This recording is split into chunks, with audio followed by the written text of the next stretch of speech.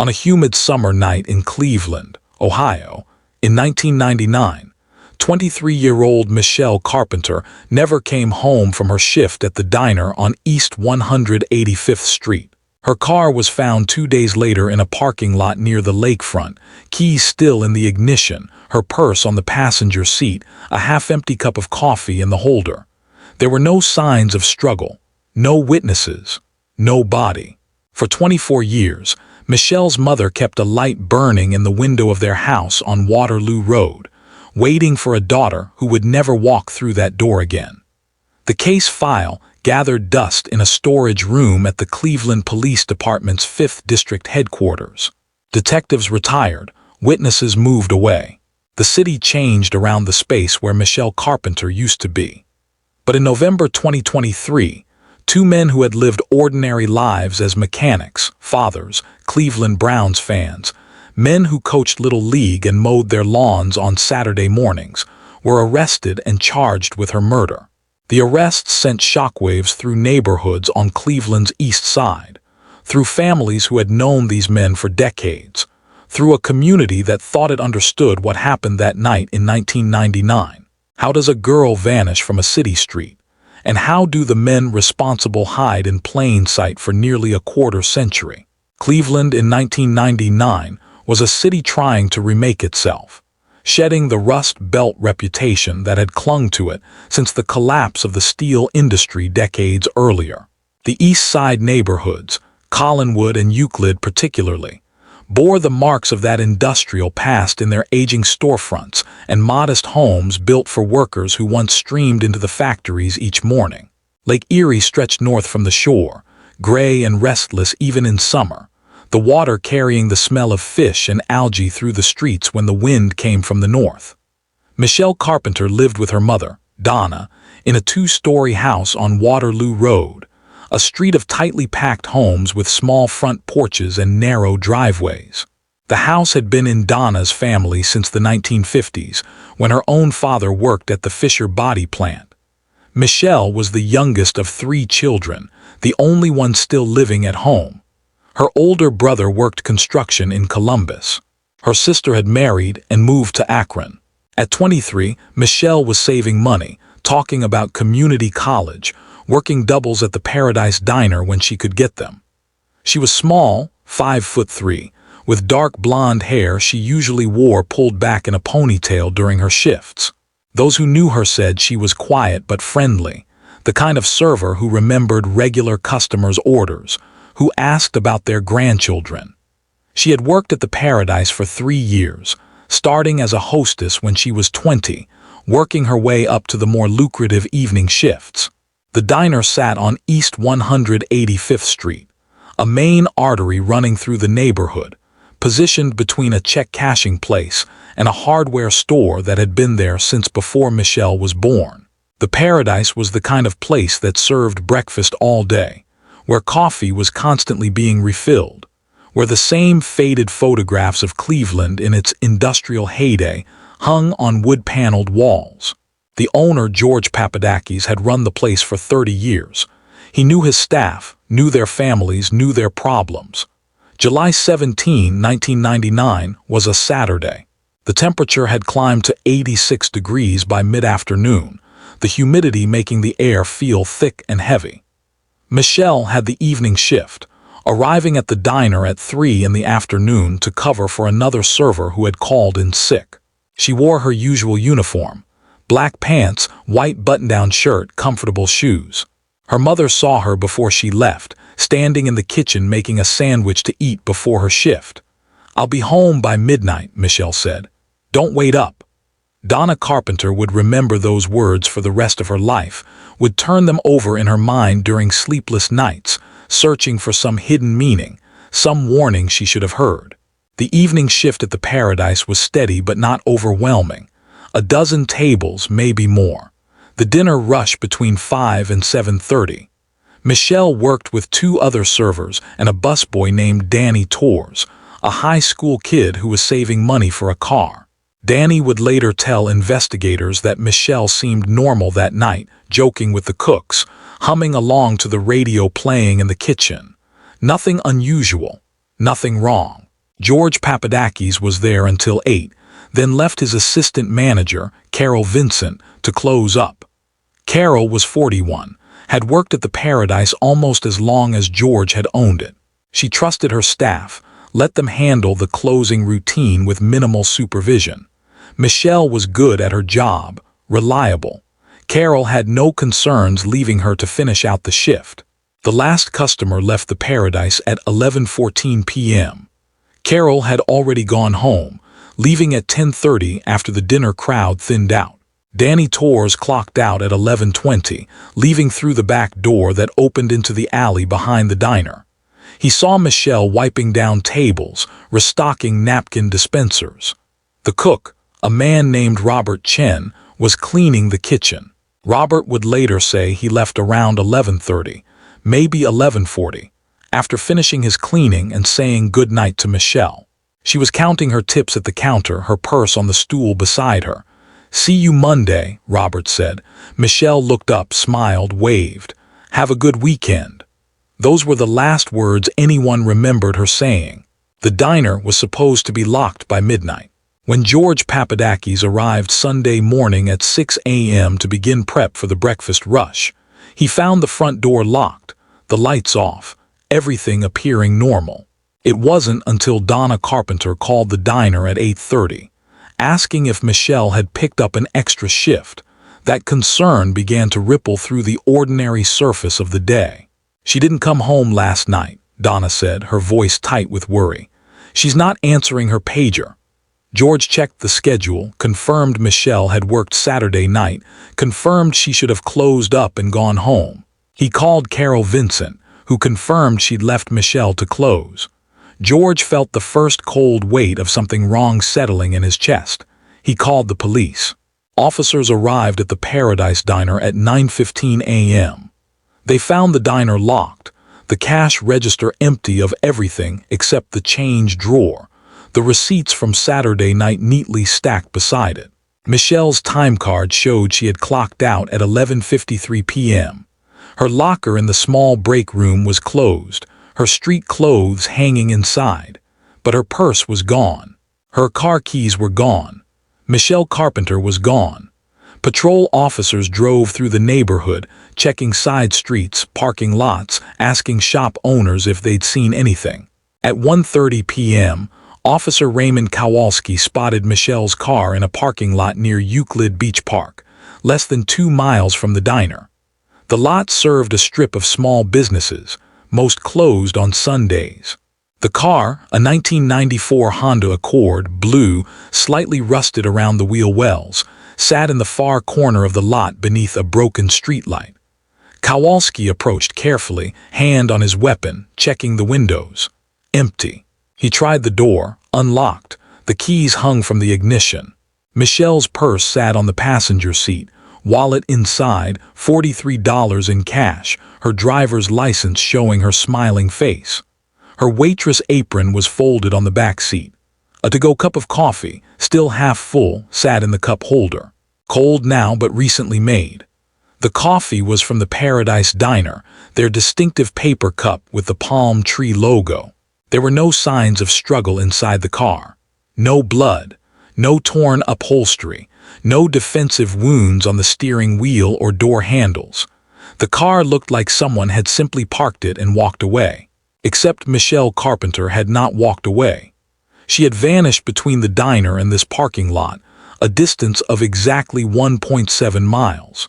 Detectives from the Cleveland Police Department's homicide unit arrived by 3 p.m. Detective Robert Hendricks, a 20-year veteran with a reputation for thoroughness, took the lead. He walked the parking lot, noting the absence of security cameras, the darkness that would have covered this corner at night, the proximity to the lake where the sound of water against the shore might mask other sounds. He noted the coffee cup, still containing liquid, suggesting Michelle had made it this far, had been drinking coffee, had possibly intended to drive home. But why park here? Why not at home, less than 2 miles further south? Why leave the keys? Why abandon a purse with money inside? Detective Hendricks ordered the car towed for processing. He requested a canine unit to search the area.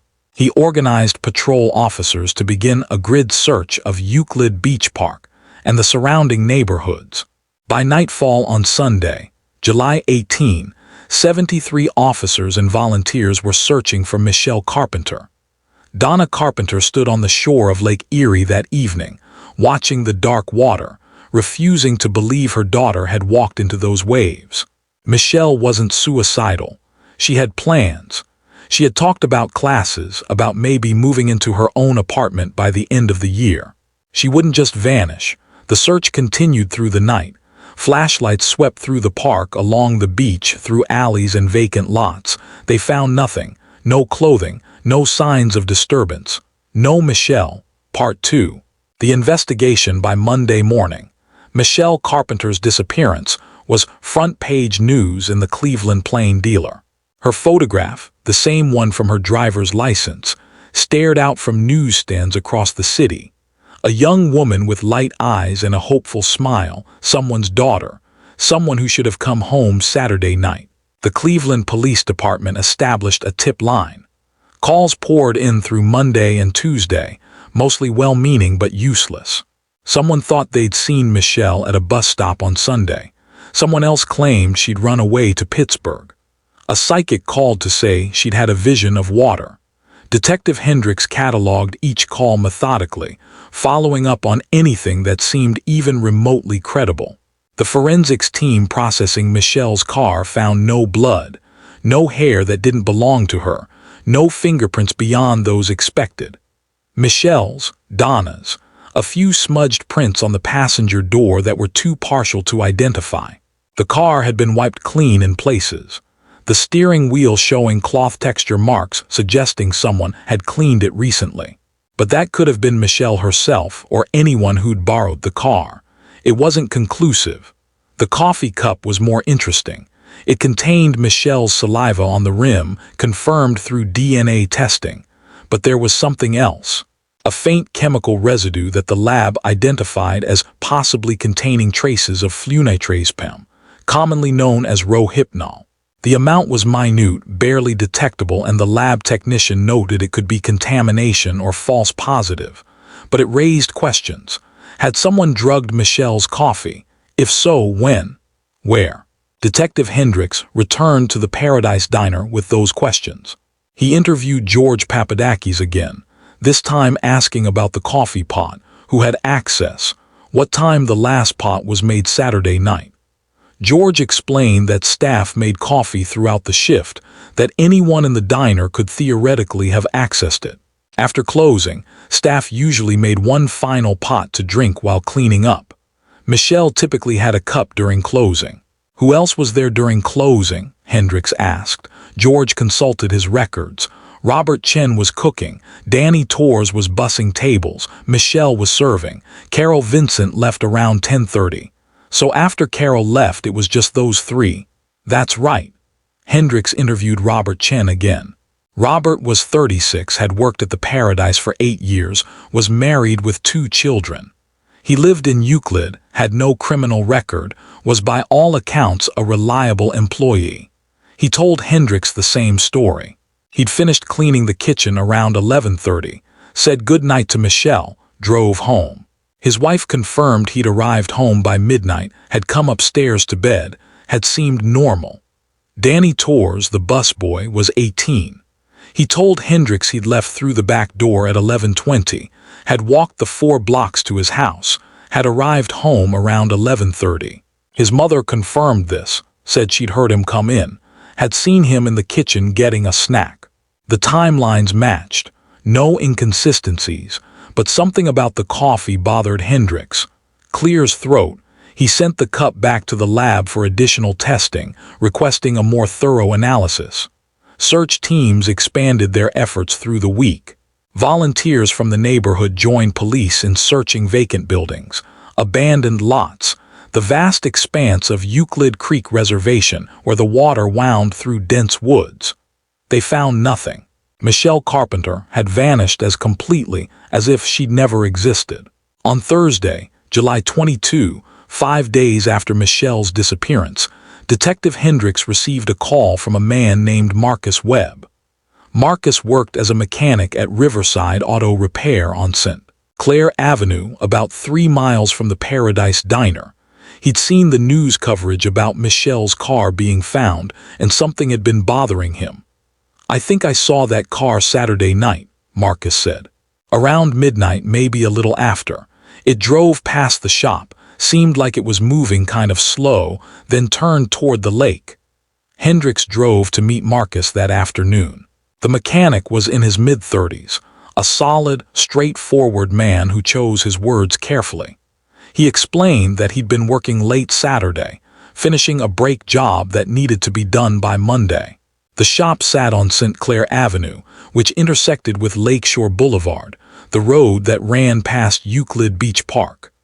"I was walking out to my truck, probably around midnight, and this blue Honda came down St. Clair, moving maybe 20 miles an hour, real slow. It caught my attention because it seemed odd, you know. Like the driver wasn't sure where they were going." "Did you see the driver?" Marcus shook his head. "Too dark, but I got the sense there might have been 2 people in the car, the way the shadows moved inside. I couldn't swear to it, but that was my impression. 2 people. That detail settled into Hendricks's mind like a puzzle piece that might fit somewhere, but he couldn't yet see where. If Michelle had been drugged, if someone had been with her, had they driven her car to that parking lot? Had they dumped her somewhere near the lake? The search teams focused on the shoreline with renewed intensity. Divers from the Cleveland Division of Fire went into the water off Euclid Beach, searching the murky depths. They found debris, old tires, shopping carts, the detritus of a city's relationship with its lake. They did not find Michelle Carpenter. By the end of July, the active search was scaled back. Detective Hendricks continued interviewing anyone who might have information, but the leads had dried up. The case was developing the particular cold feeling of an investigation with nowhere left to go. In August, Hendricks received the final lab report on the coffee cup. The traces of flunitrazepam were confirmed, though the amount was described as minimal and possibly degraded. The lab noted that the drug breaks down quickly in liquid, especially when exposed to air, so the original dose could have been larger. This was the strongest evidence yet that Michelle had been drugged. But by whom? And how did that person get access to her coffee? Hendricks returned to the diner one more time, walking through the closing routine with George Papadakis. They stood in the dining room at 11 p.m. on a Tuesday, mimicking what would have happened that Saturday night in July. "Michelle would have made coffee here," George said, pointing to the coffee station behind the counter. "This is where we keep the pots, the filters, everything. Who can access this area? Anyone, really. Customers could walk up to the counter. Staff is constantly back here. Cooks come out from the kitchen." Hendricks stared at the coffee station, thinking about the mechanics of drugging someone in a public place. It would require opportunity, access, a moment when no one was watching. It would require planning. This wasn't random. He asked George about regular customers, about anyone who'd shown unusual interest in Michelle. George mentioned a few regulars who always requested to sit in Michelle's section, but nothing that seemed particularly suspicious. Just people who liked her service, appreciated her friendliness. What about people she knew outside work? Boyfriends, ex-boyfriends? Michelle kept to herself, George said. I never heard her talk about dating anyone. She was focused on work, on saving money. Deputies whispered quietly among themselves that the case was going cold. The evidence was too thin, the possibilities too numerous. Michelle could have been taken by a stranger, by someone she knew, by someone passing through Cleveland who would never be connected to this place. The car, the coffee, the parking lot by the lake, these were breadcrumbs leading nowhere. Donna Carpenter appeared on local news in September, pleading for information. She sat in her living room, Michelle's high school photograph on the table beside her, tears streaming down her face as she begged anyone who knew anything to come forward. Someone knows what happened to my daughter, she said.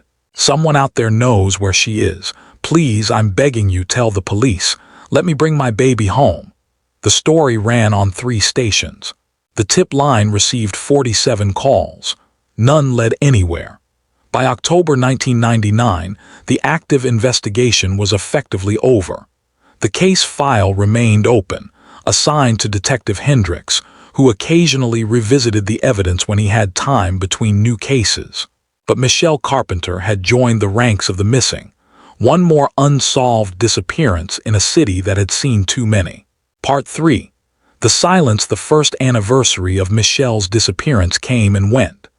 Donna Carpenter held a vigil at Euclid Beach Park, lighting candles along the shore while 24 friends and neighbors stood with her in the July darkness. The Plain Dealer ran a small article on page 6. Detective Hendricks attended, standing at the edge of the group, watching faces, wondering if someone there knew more than they'd said. By 2001, Donna had joined a support group for families of missing persons. She attended meetings every Tuesday evening at a church in Cleveland Heights, sitting in a circle with other parents, spouses, siblings who carried the particular weight of not knowing. Some had lost loved ones to presumed violence, others to disappearances that might have been intentional departures. Donna was certain Michelle hadn't left voluntarily. Her daughter wasn't the kind to run away, to start a new life without a word. Something had happened to her that night. Someone had taken her. Donna kept Michelle's room exactly as it had been. The bed was made with the same faded floral comforter. Photographs of friends from high school remained tucked into the frame of the mirror above the dresser. Michelle's Paradise Diner uniform hung in the closet, still faintly smelling of coffee and the diner's kitchen. Donna would sit in that room sometimes, late at night when sleep wouldn't come, trying to feel her daughter's presence, trying to understand what those last hours had been like. The years accumulated. 2002, 2003, 2004. The investigation file grew cold in storage. Detective Hendricks retired in 2005, handing off his open cases to younger detectives who had their own fresh tragedies to investigate. Michelle's case was assigned to Detective Sarah Martinez, who reviewed the file, noted the drug traces in the coffee, the car found abandoned, the lack of any body or physical evidence of violence. She followed up on a few leads that came in over the years, sightings that were always false, tips that led nowhere. The case remained unsolved. For those who have ever doubted someone you love, who have felt the slow corrosion of suspicion working its way through your thoughts, you understand how Donna Carpenter's world had changed. She found herself looking at everyone differently. Neighbors, coworkers, even family members, who had the opportunity, who had the motive, who could have done this to Michelle. In 2006, she hired a private investigator, a former Cleveland police officer named Thomas Burke. Burke spent 3 months reviewing the case, interviewing people again, but he reached the same dead ends the police had. Without new evidence, there was nowhere to go. Donna's other children, Michelle's brother David and sister Angela, tried to convince their mother to sell the house, to move away from the neighborhood where Michelle had vanished. But Donna refused. This was where Michelle knew to find her. This was home. The light stayed on in the window.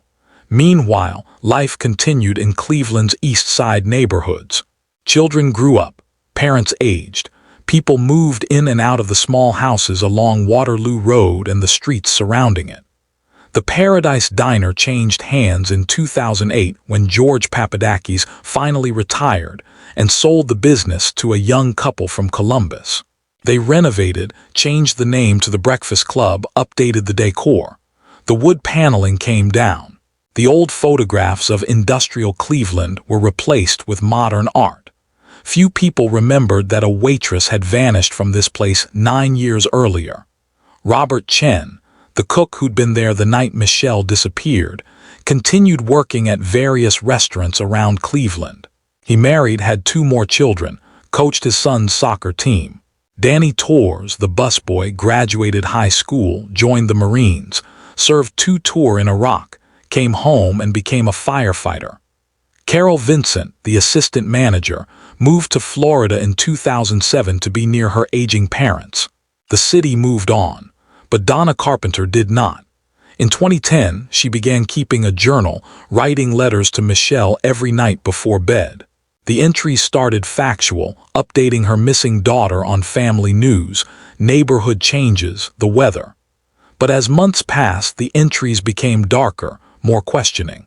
"Where are you?" she wrote on the 11th anniversary of Michelle's disappearance. "Who did this to you? Why can't I find you?" By 2015, Donna's health was failing. Years of stress had manifested in high blood pressure, anxiety, insomnia. Her doctor prescribed medication, suggested therapy, warned her that the constant state of elevated stress was damaging her heart. But how do you stop worrying about a missing child? How do you sleep when you don't know if your daughter is alive or dead, suffering or at peace? David and Angela took turns visiting their mother, trying to provide support, trying to convince her to let go of the search that had consumed 16 years of her life. But Donna couldn't let go. Michelle was out there somewhere, she insisted, or her remains were. Someone knew what happened. Someone was keeping that secret. In the spring of 2018, Donna received a call from Detective Martinez. The Cleveland Police Department was conducting a review of cold cases, re-examining evidence with new forensic technologies. Michelle's case was on the list. Did Donna have any new information? Anything she'd remembered that might help? Donna felt the old hope flare in her chest, painful as a knife wound. She told Martinez about her theories, about the people she'd always suspected, about the coffee that had been drugged. Martinez listened patiently, took notes, promised to follow up. But months passed. Then a year. Nothing changed. On July 17, 2019, the 20th anniversary of Michelle's disappearance, Donna held another vigil at Euclid Beach Park. Only 5 people attended. Her son, her daughter, 2 friends from the support group, and a reporter from a local online news site who wrote a brief article about cold cases and families who never stopped searching. The investigation seemed permanently frozen, locked in time like the last moment anyone saw Michelle alive, wiping down tables in the Paradise Diner, counting her tips, saying goodnight to the cook who would be one of the last people to see her. But in those 20 years, something else had been happening. Technology had been evolving. DNA databases had been growing. Forensic techniques had advanced. And in a storage facility on Cleveland's west side, the evidence from Michelle Carpenter's case waited in carefully labeled boxes, including the coffee cup with its traces of drugs and saliva, and swabs taken from her car's steering wheel that had never yielded a useful result with the technology available in 1999. Part 4.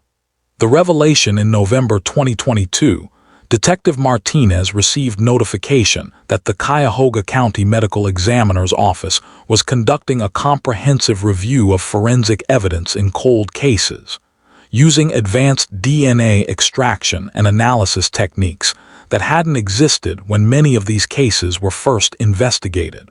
Michelle Carpenter's case was selected for review based on the presence of biological evidence that had been preserved but not fully analyzed. The coffee cup went back to the lab. The steering wheel swabs went back. This time, analysts used vacuum metal deposition to lift fingerprints that had been invisible to previous techniques. They used touch DNA analysis, a method capable of extracting genetic material from skin cells left on surfaces. And they used genetic genealogy databases, comparing DNA profiles against millions of samples uploaded by people researching their family trees. On March 15, 2023, the lab returned preliminary results. The touch DNA from the steering wheel of Michelle's car contained a mixture of profiles, as expected. Michelle's DNA was predominant, but there were also traces of DNA from at least 2 other individuals. Using genetic genealogy, the lab had identified probable family trees for both unknown contributors. One led to a family named Kowalczyk, with roots in Cleveland's East Side Polish community. The other led to a family named Brennan, Irish-American, also from Cleveland's East Side. Detective Martinez assembled a team. They began working through the family trees, identifying living relatives, determining who would have been in Cleveland in July 1999, who would have had opportunity and access to Michelle Carpenter. By May 2023, they had narrowed the possibilities to two men. James Kowalczyk, age 53, who in 1999 had been 29 years old, and Patrick Brennan, age 51, who in 1999 had been 27. Both men lived in the greater Cleveland area. Both had been in the area in 1999, and both had connections to the Paradise Diner that the original investigation had missed. James Kowalczyk had worked as a delivery driver for a restaurant supply company in 1999, servicing accounts throughout Cleveland, including the Paradise Diner. Records showed he'd made deliveries there regularly, typically in the late afternoon or early evening. He would have been familiar with the diner's layout, its staff, its routines. Patrick Brennan had been a regular customer at the Paradise Diner in 1999, eating breakfast there several times a week before his shift at a nearby manufacturing plant. Staff who'd worked there in those years remembered him. Friendly, always polite, always left decent tips. Both men had known each other since childhood, having grown up 3 blocks apart in the Collinwood neighborhood. They'd attended the same elementary school, played on the same little league team, remained friends into adulthood. In 1999, they'd been frequent companions, spending weekends working on cars, watching sports, drinking at local bars. Neither man had a criminal record in 1999. Neither had been considered a suspect. Neither had appeared in the original investigation's files beyond their incidental connection to the diner. And even those connections had been overlooked, because Kowalczyk's delivery records weren't specifically reviewed, and Brennan was just one of dozens of regular customers. Detective Martinez obtained search warrants for both men's DNA. On July 8, 2023, officers conducted swabs. The samples went to the lab for comparison against the DNA found on Michelle's car. On August 22, 2023, the results came back. The DNA from the steering wheel matched James Kowalczyk and Patrick Brennan with a probability exceeding 99.9%. Both men had touched Michelle's steering wheel. Both had been in her car, almost certainly on the night she disappeared. Martinez assembled her case. She reviewed the timeline, the physical evidence, the drug traces in the coffee. She built a theory. Kowalczyk and Brennan had been at the Paradise Diner on the night of July 17, 1999. One or both had drugged Michelle's coffee, possibly while she was busy serving other customers or cleaning. They had waited until she was incapacitated, then driven her car to the parking lot near Euclid Beach Park. Michelle had either been unconscious in the car or had been taken elsewhere before the car was abandoned. The men had then left the scene, possibly walking back to their own vehicle parked nearby. But what had happened to Michelle? Where was her body? On September 10, 2023, Detective Martinez and 3 other detectives knocked on the door of James Kowalczyk's home in Eastlake, a suburb east of Cleveland. Kowalczyk answered, saw the badges, and according to the police report, immediately became pale and asked if this was about the girl from the diner. He was arrested without incident. At the Eastlake Police Department, after being read his Miranda rights, Kowalczyk initially refused to speak. But after 2 hours, he asked for his attorney, and then, before the attorney arrived, made a statement that would break the case open. "It was an accident," he said. "We never meant for her to die, we just wanted to have some fun. She was always so pretty, always smiling. We thought if we gave her something to relax, she'd be more willing, but we gave her too much. She stopped breathing in the car. We panicked. We didn't know what to do." He described driving Michelle's car to the parking lot, Patrick Brennan following in his own truck. They had carried Michelle's body to the truck, driven to an industrial area near the old steel mills, and buried her in a section of waste ground behind an abandoned factory. Kowalczyk drew a map, marking the location. Patrick Brennan was arrested at his workplace, a mechanic's shop in Willoughby, on September 11, 2023. He denied everything initially, claiming he barely remembered Michelle Carpenter, hadn't been involved in anything. But when confronted with Kowalczyk's statement and the DNA evidence, his story changed. James said it would be harmless, Brennan said in his statement. He said the drug would just make her relaxed, happy. We'd been drinking that night. We were at the diner having coffee after the bars closed. Michelle was cleaning up. James put something in her coffee when she wasn't looking. We said we'd give her a ride home since she seemed tired. But then she passed out. She stopped breathing. I told James we should call 911, but he said we'd go to jail, that they'd think we were rapists or murderers. So we hid what happened. On September 15, 2023, a forensic team excavated the location Kowalczyk had indicated. 12 feet below the surface, in a section of ground that had been partially covered by construction debris for 2 decades, they found human remains. The bones were fragile, degraded by time and groundwater, but enough remained for identification. Dental records confirmed. Michelle Carpenter had been found. The arrest sent shockwaves through Cleveland's East Side communities. James Kowalczyk had coached Little League in Eastlake for 15 years. Patrick Brennan had been a volunteer firefighter. Both men had families, jobs, reputations as decent, ordinary guys. Their neighbors expressed disbelief. "I've known Jim for 30 years, one neighbor told reporters. He helped me build my deck. He watched my dog when we went on vacation. I can't believe he did this." But others who knew the men weren't entirely surprised. A former coworker of Brennan's told investigators that Patrick had always been too interested in young women, that he'd made comments about female customers that crossed the line into inappropriate. Another delivery driver who'd worked with Kowalczyk in 1999 remembered James talking about Michelle from the diner, saying she was hot and that he'd like to get with her. Those who knew him said James Kowalczyk had become increasingly quiet over the years, had pulled away from friendships, had seemed haunted. His wife told investigators that James had nightmares, that he'd sometimes wake up gasping, muttering about drowning or being buried. She'd assumed it was stress from work. The media coverage was intense. Local news stations ran stories nightly through September and into October. The Plain Dealer published a long-form investigative piece examining how the case had gone cold and how new forensic technology had finally solved it. Donna Carpenter, now 78 years old and in failing health, gave one interview from her home on Waterloo Road. "I always knew someone had taken her," Donna said, her voice hoarse with emotion. "I knew she didn't just vanish. For 24 years, I've waited to know what happened to my baby. Now I know. Now I can finally bring her home and let her rest." Michelle's remains were released to the family in October 2023.